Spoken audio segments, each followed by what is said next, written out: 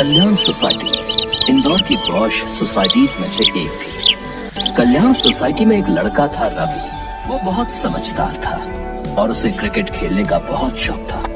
रवि की सोसाइटी के बराबर में एक दीवार थी और दीवार के उस पार एक बस्ती थी जहाँ कोई जाना पसंद नहीं करता था और दूसरों को भी वहाँ जाने से मना किया जाता था, क्योंकि दीवार की दूसरी तरफ बहुत गंदगी फैली हुई थी, जिसके कारण सोसाइटी वाले उस दीवार की तरफ बच्चों को जाने से मना करते थे।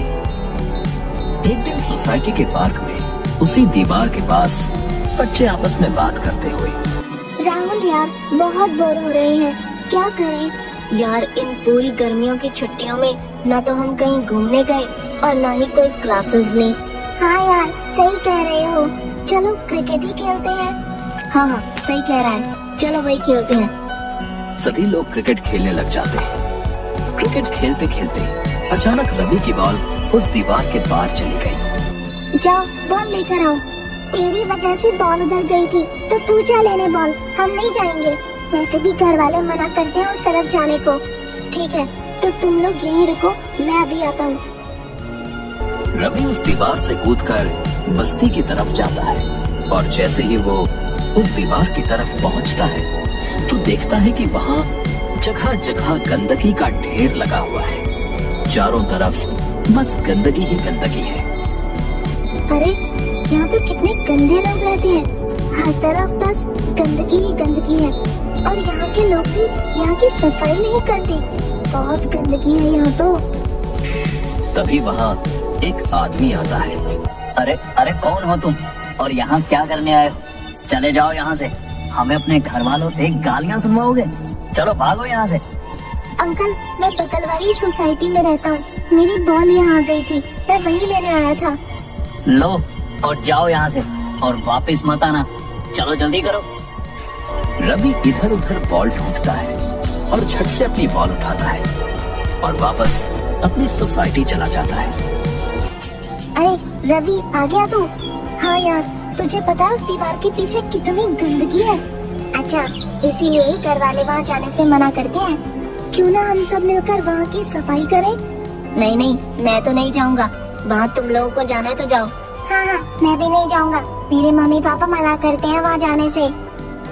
इतना कहकर दोनों वहाँ से चले जाते हैं, लेकिन रवि के मन में वही बात चलती रहती है कि कैसे वहाँ की सफाई की जाए। वहाँ रहने वाले लोग इतनी गंदगी में कैसे रहते होंगे? टीचर ने हमें बताया था कि गंदगी में कितनी बीमारियाँ हो सकती हैं। इनमें से तो कोई मदद करेगा नहीं, मुझे अकेले ही सफाई करनी होगी। रवि अपने घर से झाड़ू उठाता है और चुपके से छुपकर झाड़ू दीवार के उस पार फेंक देता है और फिर खुद दीवार पर चढ़कर दूसरी तरफ चला जाता है। जैसे ही वहाँ पहुँचकर काम करना शुरू करता है तो वहाँ एक औरत आ जाती है। अरे तुम यहाँ क्या कर रही हो? चलो जाओ यहाँ से। मैं तो यहाँ की सफाई करने आया हूँ, आप ऐसे क्यों डांट रही हो मुझे? जाओ जाओ जाकर अपना काम करो, चलो जाओ। यहाँ भला सफाई की क्या जरूरत है, सब कुछ अच्छा तो चल रहा है। लेकिन आप मेरी बात तो सुनो। उस औरत ने रवि की एक बात भी नहीं सुनी और उसे वहाँ से भगा दिया।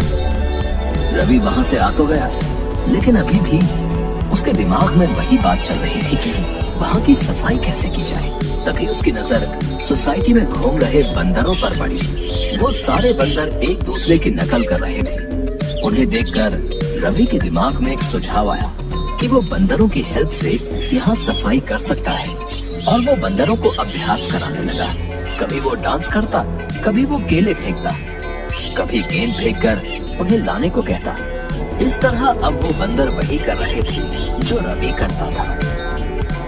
अरे वाह, ये बंदर तो बिल्कुल मेरी तरह करने लग गए। मैं जो कर रहा हूँ ये लोग कैसे वैसे कर रहे हैं।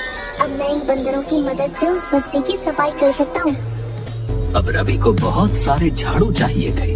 उसने चोरी छुपे सोसाइटी के सब घरों से झाड़ू इकट्ठे कर लिए और दीवारों के दूसरी तरफ फेंक दिए।